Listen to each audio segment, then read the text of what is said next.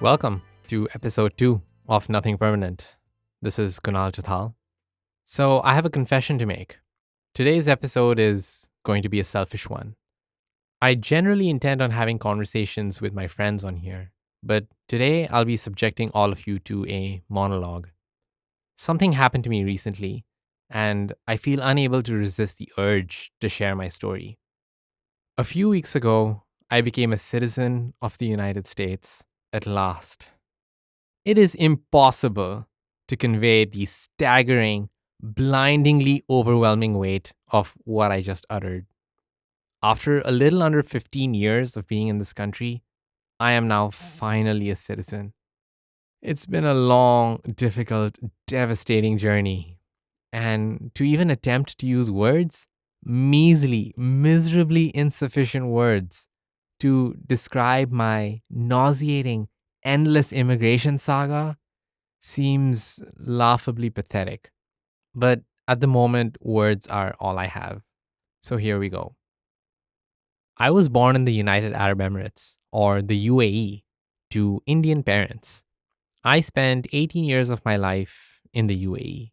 My parents still live there. However, the UAE doesn't impart any kind of legal status to its inhabitants unless you're Arab. So it doesn't even matter if you were born there. This means that if I ever want to go back home to see my parents, I need to apply for a tourist visa, just like any other regular schmuck. The result is that the legal framework of the very country that contains the house of my childhood staunchly reminds me that I am always a guest in it.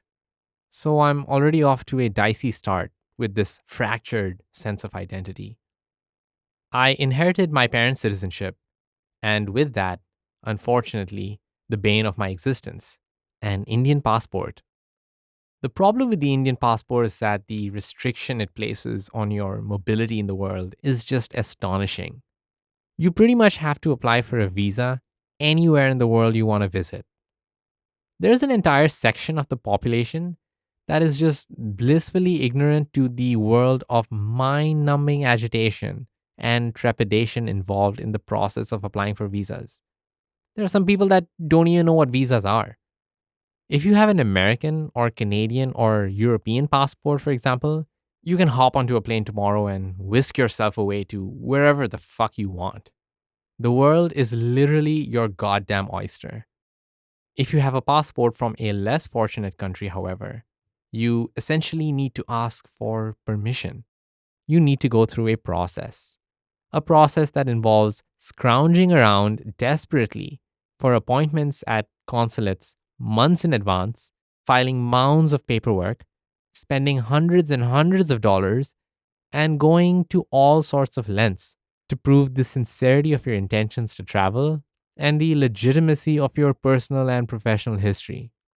For instance, when I wanted to visit Croatia a few years ago, I had to literally get a handwritten letter of invitation from my friend in Croatia that had to be specifically notarized by only a pre approved limited set of public notaries in Croatia specified beforehand by the Croatian consulate in the US. The letter then had to be snail mailed to me in a sealed envelope bearing the affixed signature of the notary. This was just one of the many, many documents that I had to somehow magically provide. Sometimes, even after suffering through such logistical nightmares, you still face the possibility of rejection. For example, when I wanted to visit Italy a few years ago for a friend's wedding, I was rejected by the Italian consulate. The Italian immigration officer looked at my paperwork, wasn't convinced, and handed my application back to me. When I tried to plead my case, he cut me short, looked me in the eye, and said, "If I want, I can put a mark on your record such that you won't be able to visit Europe for the next 10 years. So be grateful that I'm letting you off easy. You're still young and you have a lot to learn from life. So think of this as a lesson and thank me later." I wish I was paraphrasing what he said or simply exaggerating out of spite. Unfortunately, I'm not. And that's the thorn in my side when it comes to immigration. It's not just about the hassle of paperwork, the financial expenditure, and the long, winding spool of red tape. It's about the dehumanization you feel perpetually along the way. The slow, steady, and not so subtle bureaucratic questioning of your eligibility as a traveler inevitably starts feeling like an inexhaustible inquisition into your value as a human being. And of course, it's not just Indians. There are people that have it worse. I have Pakistani friends who used to have Pakistani passports that recently acquired Canadian citizenship. I've traveled with them and I've seen their experiences transform into something so unrecognizably different purely by virtue of the book that they present to the immigration officer at the point of inspection at the airport. It astounds me to think that a book, can completely change how the world views you. The Pakistani passport is green, the Canadian one blue.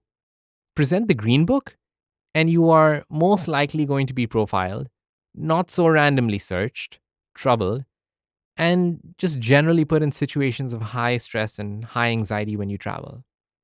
You are guilty unless proven innocent. Present the blue book, and you are welcomed with open arms, courtesy, and even good natured humor. Your life just exponentially lightens. The world just opens up to you. Anytime I sit and think about this deeply enough, it never fails to shock me with how absurd the world has become. The rules, structure, and make believe mechanics of society sometimes truly seem nonsensical. I don't mean to sound naive. From an economic, political, or socio-cultural standpoint, I understand that we are clearly not poised to unleash the pure vastness of our planet as equally accessible to everyone, untethered and unchained. So I understand the importance of some sort of legal framework that needs to be imposed on the portability of people across the globe. But we need a system better than the current one, where your value as an international traveler is purely a consequence of fortune. It pretty much just depends what country you were born into or what book you were bestowed with upon birth that determines how accepted you are in the network of international travel. So, for those of us with green books, we are essentially victims of the nations that we are born into. What a travesty. I like to envision a future that determines people's global mobility on the basis of some kind of moral merit. I know this seems kind of phantasmagorical, but hey, a man can dream. The reason I want to share my thoughts is because I'd like to spread a kind of awareness and education on the topic of immigration from a very real and a very personal vantage point.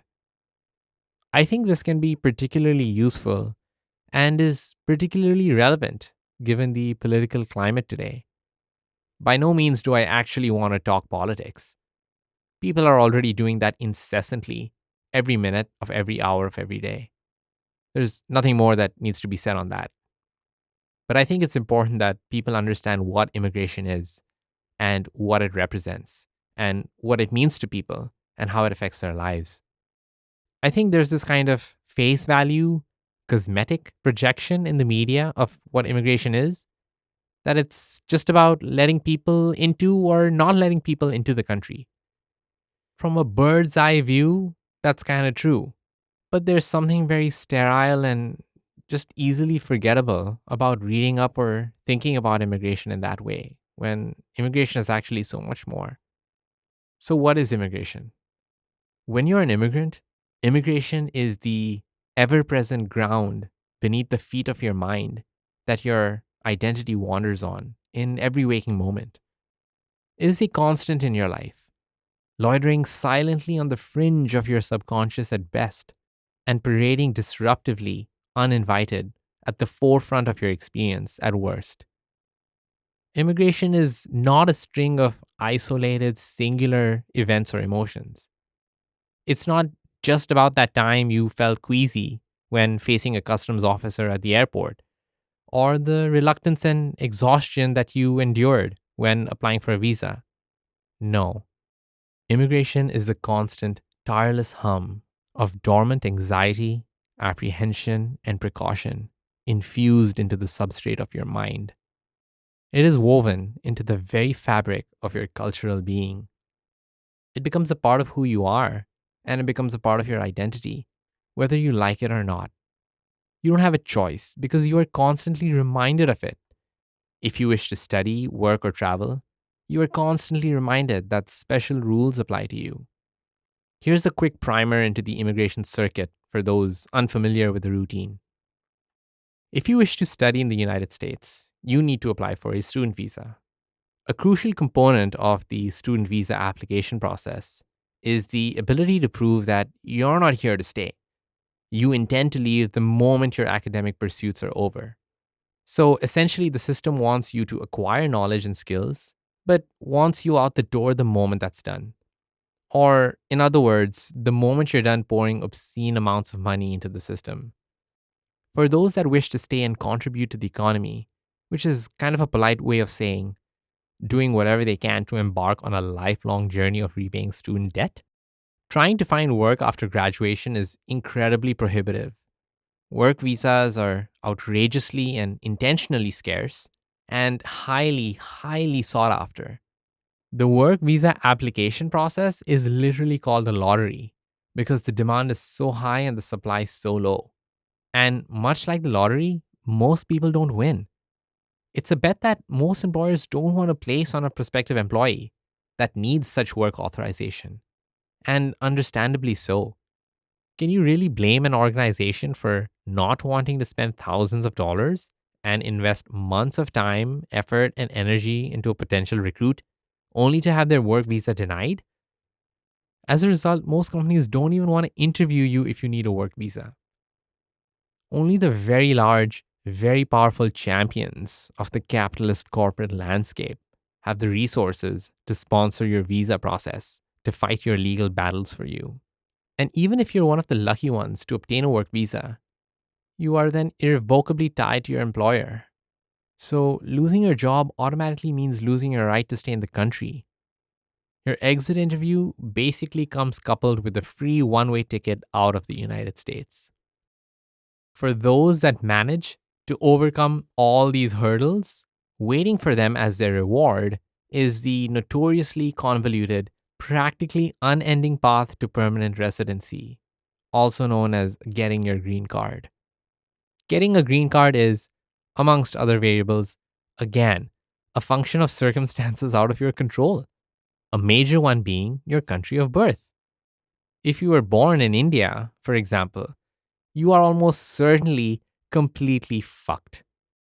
Get ready to laugh at the figures I'm about to drop.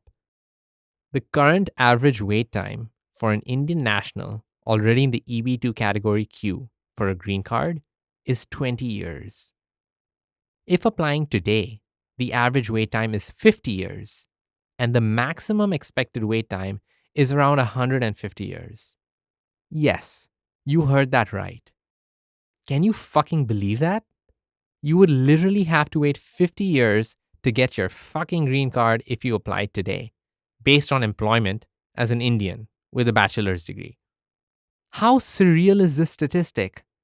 But wait, it actually gets worse. The trauma seeps into the applicant's family as well. If a green card seeking worker dies while waiting in line, their families lose their place in line and are subject to deportation. So you have entire massive communities of people living in fear of children aging out and wives being sent away after decades in the US. Allow me to quote a truly horrific passage from an article published in the Washington Post last month. Yogi Chabra, an IT professional in Louisville, says the backlog crisis has put his family in danger of being torn apart. Chabra, 55, has lived in the United States for 21 years and has been in the backlog for 9. His oldest son, now 23, is a US educated mechanical engineer who has lived in Kentucky since he was 3. But because he aged out of eligibility 2 years ago, his son now faces the prospect of being deported to a country he has never known. If he cannot find a job in 8 months, he'll have to leave, Chabra said. It was just yesterday that he came home crying. We don't know what to say to him. Chabra and his wife, who has a PhD and works on kidney transplant research, have considered the possibility that they might also have to leave. I've been in the same job for 20 years now, he said, noting that he has been passed by for promotions because he has to stay within a certain salary range to keep his spot in the green card line. And they say it might be 100 years because of the speed it's going, because of the country caps. I'm already 55. I'm not going to live that long. Just let that sink in. The very fact that we're talking about people dying while waiting for a green card as a perfectly normal, even plausible consequence blows my fucking mind. And this right here is the crux of the point I'm trying to make, that immigration is a monster with many, many faces. It's not just about people having to flee their countries for fear of persecution on a boat amidst ravaging seas in hiding across borders with walls. Make no mistake, that is by far and without a shadow of a doubt the worst version. I thank my lucky stars day in and day out that I'm not here narrating a personal story involving immigration trauma of that kind. My gratitude is infinite, and my heart goes out to immigrants that bear that unfathomable brunt. That's the ugliest face of the immigration monster. And so it rightfully graces the screens of media outlets and the headlines of news in print all the time. Therefore, there isn't much value in me further regurgitating that version to the masses. Instead, I believe I'm better suited to spread awareness about the kinds of immigration trauma that I can relate to, such as the fear of deportation, something I personally had to face just a couple of months ago during the last leg of my citizenship application when it ran into complications. That's another story for another time, because that would turn this episode into a 3 hour long podcast. And I'm clearly not Joe Rogan, so no one's going to listen to me yap for that long. The point is, there's a multitude of form factors that the mold of immigration trauma takes. But in every form, it's an exquisite cocktail of discomfort, uncertainty, and helplessness. The recipe is the same, only the potency varies. Immigration trauma is so much more pervasive than you might think. It affects more people than you can imagine in a wide range of emotionally destructive and unjust ways. There are so many stories out there. Stories from immigrants coming from a diverse array of social, cultural, and economic standing. And my plea is this: please listen to these stories. Listen to people's stories. We live in a time where everyone wants to be heard, but no one wants to listen. It's a self feeding, self prophesizing cycle of polarization. In my experience, what I found is, ironically enough, not wanting to listen is oftentimes a symptom of not being heard. As I said at the start of this episode, I don't want to talk about politics explicitly. These days, it's such a toxic, messy can of exploding worms that I'm really not inclined to open it.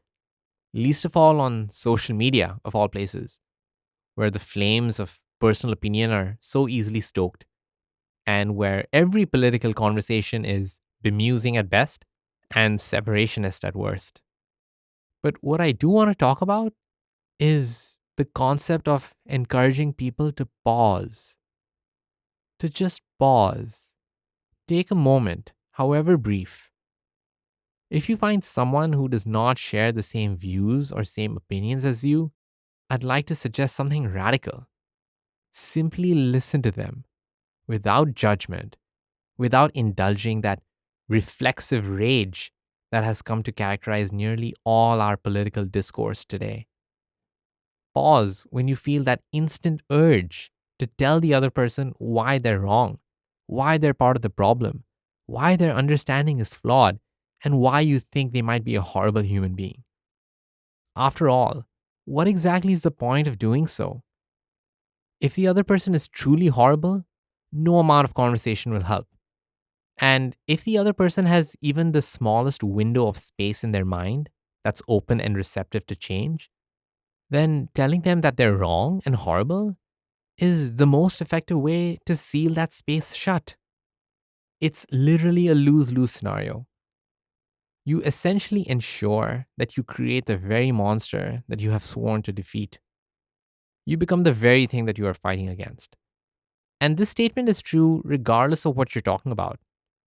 It has nothing to do with politics and everything to do with basic human nature. It's a quintessential feature of the human condition to resist in the presence of force. No matter how valid your opinion, how true you think it to be, and whatever topic your opinion is on, rushing to impose or convince someone else about it aggressively is the most effective way to achieve the exact opposite. It's similar to telling an angry person to calm down. When has telling someone to calm down ever worked in the history of the world? If someone's shouting, it's because they don't feel heard. But unfortunately and paradoxically, shouting also ends up being the best way to discourage someone from hearing you out.